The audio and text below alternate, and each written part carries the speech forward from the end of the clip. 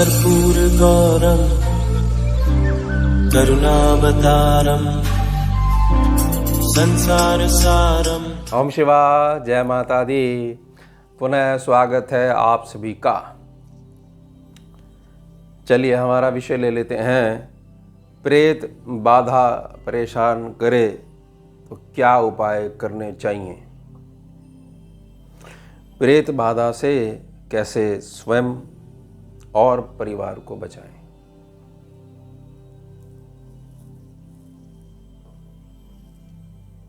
समझिएगा अब इसको बहुत ध्यान से।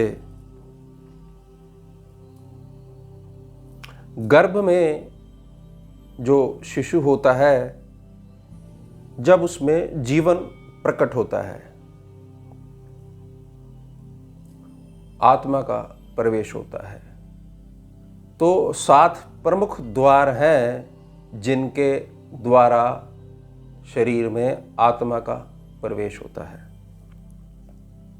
मूलाधार से लेकर सहस्त्रार तक ये 4 प्रमुख चक्र हैं, यानी द्वार हैं, आने जाने का मार्ग है। किसका? सूक्ष्म जीव का।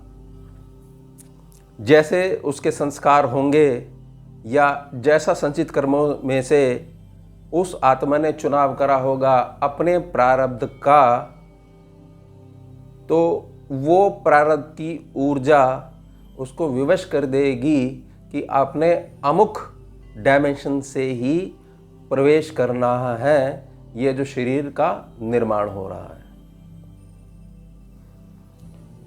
और यही सेम जो रूल है वो लागू कब होगा? जब आत्मा जो है शरीर का त्याग करेगी। लास्ट समय की गति ही बता देती है कि कौन से चक्र से आत्मा निकली है। बहुत सारे लोगों का जब अंतिम समय आ जाता है और जैसे ही प्राण निकलते हैं तो बहुत ज़्यादा उनको पीड़ा होती है, और कई बार जो है ये समझ लीजिए कि लघु शंका हो जाती है और सुसुपॉटी जो है वो निकल जाती है। तो ये सूचक रहेगा कि चाहकर भी व्यक्ति विवश हो गया, क्योंकि स्थिति ऐसी बन गई अज्ञानता के अभाव में, तो केवल मूलाधार में ही अटकेगा, जा ही नहीं सकता कहीं ऊपर। उसके पश्चात भी एक नियम लागू रहता है कि जो उसका वंशज है, आगे जो उसकी वंश प्रणाली है, वो अपने कर्मों की शुभता के द्वारा मूलाधार में अटके हुए अपने पूर्वजों की गति को ऊपर उठा सकता है, केवल अपने शुभ संस्कारों के द्वारा। अब समझिएगा कि प्रेत है क्या, इसको बोलते हैं। स्कैनिंग के अनुभव के अनुसार मैं आपको समझाने का प्रयास करता हूं। अंत समय की गति का जो ड्यूरेशन है, उसमें जैसी भावना रहेगी तो वो भावना 4 प्रकार के जीवों को पैदा करती है। बहुत ध्यान से समझिएगा, आपको क्लियर हो जाएगा। ये तो हर दूसरे स्थिति को आप बोल देते हो ये भी प्रेत है, ये भूत है, ज्ञान है इसमें। जो भी जातक अंत समय में यह अपनी भावना प्रकट करेगा कि मेरे पूर्ण जीवन में यह वाला काम मैं नहीं कर पाया, भावना कहाँ जुड़ जाएगी कि 40 साल पहले मेरा अधूरा कार्य था, अंत समय में वो कार्य आके खड़ा हो जाएगा, वो नहीं पूरा कर पाया। तो जब प्राण निकलेंगे तो वो जो कैटेगरी होगी सूक्ष्म जीव की, वो कहलाएगी भूत, कि एक इच्छा या 2 से 3 इच्छा इनकी रह गई, तो इच्छा में जो अटक जाएगा वो कहलाएगा भूत। जो स्वयं से अपने प्राणों को खत्म कर देगा, सुसाइड कर लेगा स्वयं से, किसी भी कारण से, कुछ नहीं होगा उसका, क्योंकि जो शरीर है जिससे कर्म करा जाता है वो तो खत्म हो गया। अब जो भावना थी वही बन जाएगी, तो वो जो स्वयं से अपने प्राणों को खत्म करेगा वो कहलाता है प्रेत।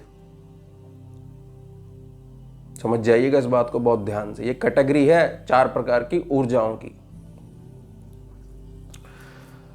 जिस व्यक्ति को केवल यह रहेगा कि इस जन्म में तो मैं अपना बदला नहीं ले पाया, सामने वाले को मैं खत्म नहीं कर पाया, मैं पुनः लौट कर आऊंगा और तेरे प्राण लूंगा, ये जो भावना जो है, बदले की जो भावना है ना, कि खून उतर आया मेरी आंखों में, मैं कुछ कर नहीं पाया उस समय, चाहे कोई भी कारण रहा हो, जिसको रक्त का पान करना है, उसका अमुक व्यक्ति का अपने कर्म नहीं देखने हैं, प्रारब्ध को नहीं समझना है, संचित कर्मों को नहीं समझना है, वो जो अज्ञानता है वो बना देगी तीसरी कैटेगरी, वो है पिशाच। इसके बाद जो व्यक्ति बहुत ज़्यादा धर्म के मार्ग पर चलता है और धर्म के मार्ग पर चलने के पश्चात धर्म की पालना नहीं करता है, जितने ये सिद्धि इकट्ठे करने वाले हैं, सिद्धि का पहला नियम यह होता है कि आजीवन यह सिद्धि जो आपको प्राप्त हुई है, इससे केवल और केवल जीव कल्याण करना है। गलती से भी इस सिद्धि का प्रयोग आपने स्वयं पर और अपने प्रियजनों पर, परिवारजनों पर नहीं करना है। तपस्या है ये, सेवा दे रहे हो आप, पार्षद का पद मिलेगा आपको। आपने क्या करा? स्वयं से नोट जमा करने शुरू कर दिए। ये जो कैटेगरी है, या भगवान के नाम पे आपने बहुत पैसा इकट्ठा करा, धर्म के नाम पे आपने दुकान चलाई, ये स्थिति है राक्षस। इसका मॉडर्न नाम जो है वो है ब्रह्म राक्षस। केवल ये 4 प्रकार हैं और इन्हीं 4 प्रकारों में से आगे भिन्न भिन्न प्रकार की ऊर्जाएं या सूक्ष्म जीवों के नाम पड़े हुए हैं। ये ध्यान रख लीजिएगा। हमारा विषय है केवल प्रेत के ऊपर। तो जिसने स्वयं से अपने प्राणों को लिया है, वो कैटेगरी क्या कहलाई? वो कैटेगरी कहलाई प्रेत। उसकी प्रकृति क्या बनी हुई है और क्या रिपीट होगी? प्राण लेने की। समझेगा इस बात को। अंत समय में जो एक्शन आपने किया है वो ही रिपीट होता रहेगा, क्योंकि कर्म करने के लिए आपके पास शरीर बचा ही नहीं है। समझ जाइएगा आप। अब ये प्रेत आप तक पहुंचा कैसे? मान लीजिए आप समझ गए, तो जिस व्यक्ति के पास ये इतनी ज्ञान आ गया है कि हर जगह जाकर माथा टेकना है, हर जगह जाकर आवाहन करना है, कर्म अपने पवित्र नहीं रखने हैं, दिया जलाना है, जुड़ जाना है, हर समय उसी के बारे में सोचना है, तो वहाँ पर जो भी जीव बैठा हुआ होगा वो आप तक आ जाएगा।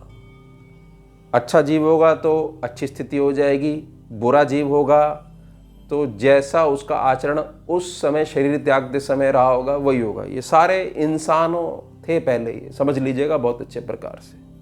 इनके अंत समय की गति इनके सामने आ गई और इनको फिर ये योनि में भटकना पड़ रहा है। तो जिसको भी प्रेत बाधा परेशान करेगी वो हमेशा एक ही बात करेगा, या तो स्वयं का गला दबाएगा या दूसरों का गला दबाएगा। सिर्फ यही लक्षण है, क्योंकि उसकी मेंटालिटी एक ही बनी हुई है कि प्राण लेने हैं, प्राण लेने हैं, प्राण लेने हैं। और उसके जीवन में केवल और केवल निराशा ही रहेगी। केवल निराशा ही बनी रही थी जब वो इंसान था, और तब उसने क्या प्रयास करा, इसको खत्म कर लो, अज्ञानता में प्राण ले लिए और अब आपका स्वागत है प्रेत योनि में। इसको बहुत अच्छे से समझ लीजिएगा, भटकेगा मत।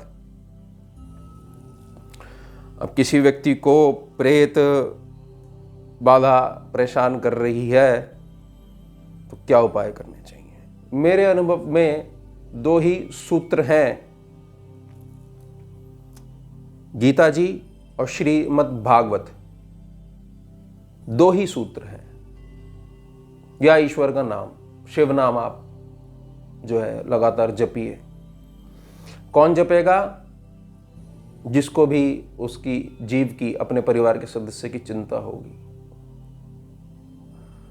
अब आपने करना क्या है, गीता जी का एक एक पाठ रोज़ पढ़िए। 18 अध्याय हैं, एक अध्याय रोज़ पढ़िए, पास में जल रखिए। जैसे ही 18 अध्याय कंप्लीट हो जाएं, रोज़ का एक अध्याय पढ़ लीजिए, रोज़ के 2 पढ़ लीजिए। आप अपनी सुविधा देखिए। जल देवता से प्रार्थना करिए कि भगवान के जो शब्द हैं, भगवान के जो माधव के जो ये शब्द हैं गुरु रूप में, मैं इनका उच्चारण कर रहा हूँ। जल देवता, आप इसकी शुभता को, शुभ ऊर्जा को अपने अनाहत में परमानेंट स्थायी रूप से ग्रहण कर लीजिए। और प्रार्थना करिए माधव से, भगवान से कि ये जो जीव है ये अटका हुआ है और मेरा सदस्य परेशान है, मेरा अपना परेशान है, आप कृपा करिए। तो होगा क्या कि जो वो ऊर्जा जो है उसको आप अपनी शुभता से ऊंचा उठाना शुरू कर दोगे, और तो जो प्रेत से जो कनेक्शन हो रखा है उस ऊर्जा से, वो ऊर्जा बदलने लग जाएगी। और जैसे ही बदलने लग जाएगी वो तुरंत ही आपका शरीर छोड़ देगी, क्योंकि असलियत में, सच्चाई में, सत्यता के आधार पर वो ऊर्जा स्वयं परेशान है, क्योंकि कर्म करने के लिए उसको योनि नहीं मिल रही है। केवल शुभ संस्कार, शुभ कर्म ही इसको गति दे सकते हैं। अगर आपको ऊर्जाओं का ज्ञान नहीं है और हर जगह जाकर आप इसका सॉल्यूशन ढूंढ रहे हो और गीता जी की तरफ या श्रीमद् भागवत जी की तरफ आप नहीं चलना प्रारंभ आपने किया है, तो और ज़्यादा स्थिति आपकी खराब हो जाएगी।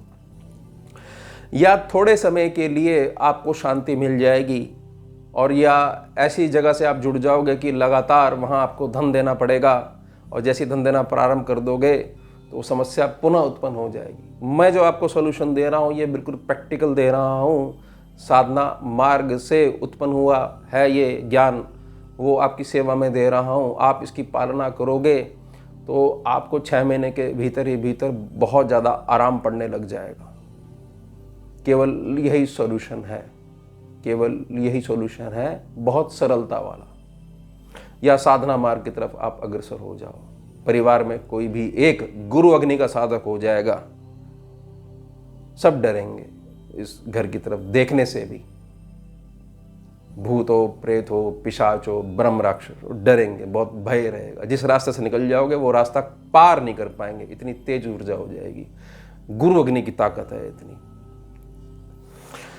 अब प्रेत बाधा से कैसे स्वयं और परिवार को बचाएं।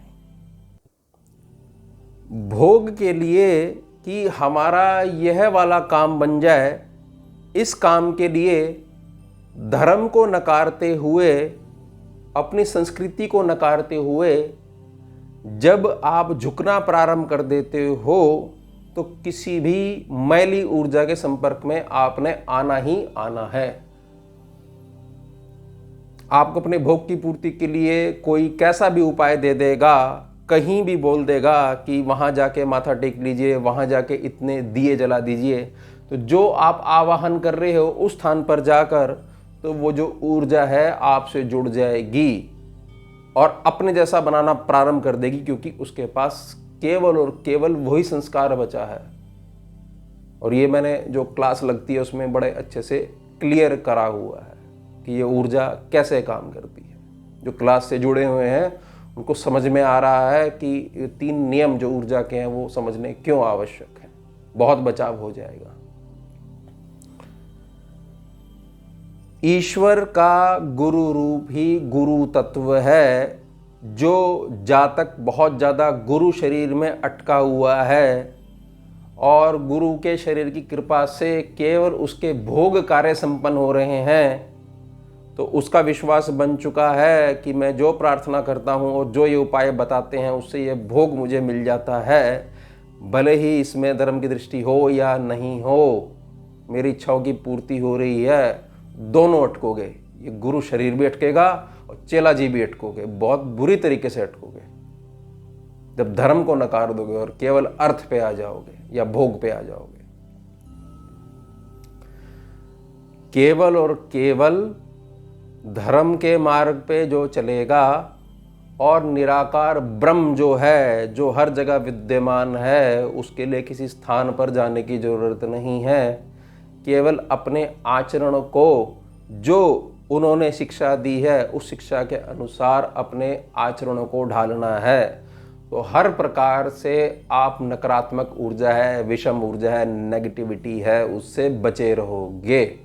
केवल और केवल आपका शुभ कर्म और शुभ संस्कार ही आपको आशीर्वाद दिलाएगा। चाहे नवग्रहों के उपाय में आप इसको आजमाइएगा, प्रयोग करिएगा, या किसी जीवन के अन्य क्षेत्र में भी बहुत ज़्यादा भटक रहे हो और ये जो मार्ग हैं, ये जो शॉर्टकट्स हैं, ये आपको नीचे ही गिराएंगे और शुरू में ये बहुत ऊंचा उठाएंगे, जिससे बहुत ऊंचा ले जाके, बहुत ऊंचाई पे ले जाके फिर वहाँ से धक्का देंगे फिर आपको, क्योंकि धीरे आपने चलना नहीं है, परिश्रम आपने करना नहीं है। धर्म का मार्ग तो छोड़ ही दो, क्लियर ही नहीं है कई लोगों को कि धर्म है क्या। उसके बाद फिर भटकना पड़ता है। और ये बहुत ज़्यादा जो लोग इस प्रकार के कर्म करके अपना शरीर छोड़ के चले जाते हैं, फिर अलग अलग योनि के रूप में फिर आगे जो उनके जो वंशज हैं वो परेशान रहते हैं, तो समझ में नहीं आ पाता है। क्योंकि इतना खोल के कोई समझा देगा तो बहुत सारे लोगों का एक प्रकार से जो धर्म के नाम पे व्यापार चल रहा है वो बंद हो जाता है। गीता जी को आप मात्र शब्द मत मानिएगा। 18 जो अध्याय हैं उनमें संपूर्णता है। गीता शास्त्र अपने आप में संपूर्ण है। आपकी हर समस्या का उत्तर जब आप गीता जी को गुरु तत्व रूप में स्वीकार करते हुए पूर्ण समर्पण कर दोगे, तो धीरे धीरे आपको मार्ग मिलना प्रारंभ हो जाएगा। ये बहुत छोटे विषय हैं। भूत, प्रेत, पिशाच और राक्षस बहुत छोटे विषय हैं। एक हिस्सा हो आप मायापति का, एक हिस्सा हो कृष्ण का हिस्सा हो, और जिसका हिस्सा हो वही हो, बस भूले बैठे हो। गीता जी क्या करेंगी? आपको पुनः स्मरण करवा देंगी। जैसे अर्जुन को अपने कर्तव्य का बोध करा दिया था। नहीं तो जो पहला अध्याय है अर्जुन विषाद योग, उसमें तो खूब उसने प्रयास करा भगवान को समझाने का। समझिएगा, जो गीता पढ़ते हैं वो समझ रिलेट कर पा रहे होंगे मैं क्या कहने का प्रयास कर रहा हूँ। तो एकमात्र यही सॉल्यूशन है। और आप धर्म पे चलने का प्रारंभ करिए।